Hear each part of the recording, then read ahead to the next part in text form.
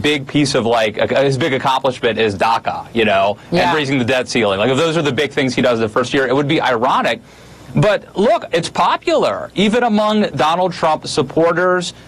Doing something to protect these dreamers is popular.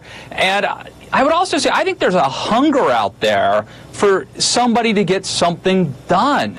We've had a decade where there was no big bipartisan deals being cut. I mean, President Obama basically pushed through the Democrat agenda. Republicans tried to obstruct that. I think there's a hunger amongst Republicans and the general public for someone to just to do something. So this is Donald Trump, being Donald Trump, being popular. And look, this Ted Cruz, if you are a conservative, immigration restrictionist, Ted Cruz warned you about this. He said he's going to be cutting deals with Chuck Schumer. This is who he is.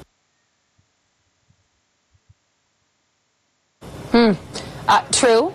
Someone who's really unhappy this morning, Tara, is conservative Congressman Steve King of Iowa. Really unhappy and making it very clear across Twitter. He's saying this is going to blow up your base, Mr. President. He is saying, he's naming all the times that amnesty was pushed by Republicans and Democrats and failed. And he's calling this amnesty from the president right now. The headline on Breitbart is Amnesty Dawn. This is a president who won because of his base, because of their enthusiasm. He didn't win because he had a majority of the popular vote. Is this very risky politically for him, despite the fact that on Daca, he does have many members of his base supporting Congress getting something done, but they also want a wall? Poppy, you have to remember that a lot of these conservatives have still been stewing since last week when the debt ceiling deal was made with the Democrats. And they have since then been organizing and deciding what are they going to get for that deal. They're very unhappy with it. And I was told from a former White House official that they are on the march and organizing. And this is something that I was told from a senior administration official. They're very concerned inside of the White House, the kind of retribution they're going to get from the conservatives with the deal that they made on the debt ceiling. Now, you're piling on Daca on top of all of that, and you've got a really steamy group of conservative lawmakers who are ready to fire back or at least get something in exchange for these deals with the Democrats. Now, President Trump is loving the popularity that he's getting for doing the deals with the Democrats. In the media, he's talking to his aides saying, I stuck it to Mitch and Paul Ryan, who he feels have not been loyal enough to him and who have not helped him enough to get his legislative agenda forward. He's had a lot of contempt for them lately, according to many aides that I've spoken to. That's how he speaks privately about them. So it's, he's really learning the waters of Washington, and he may be walking into a few landmines.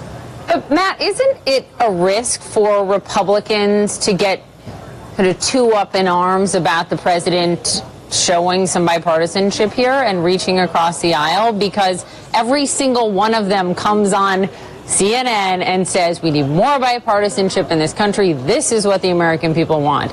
There's a fine line to walk here, is there not? Yeah, I would say, first of all, look, this, in fairness, this does go against everything Donald Trump said he was going to do. It's not coherent, it's not consistent. But if you put that aside, the devil's in the details. If he actually gets some good, not a border wall, but if he gets something that will, deter illegal immigration, most people, I think, want to help these dreamers, these good Americans. These are folks that we ought to want as Americans, right? And even Donald Trump supporters see that. And look, I think that the Steve Kings and the Ann Coulters, they're a minority. I don't know what the base means, but I'll tell you, my Uncle Paul in Maryland, who voted for Donald Trump, will say, hey, at least this guy's getting something done. My mom, who voted for Trump in Pennsylvania and drove people to the polls, is going to say, hey, they're in for Donald Trump. The old expression, only Nixon can go to China. Maybe only Donald Trump can do Daca. People know that he cares about the border.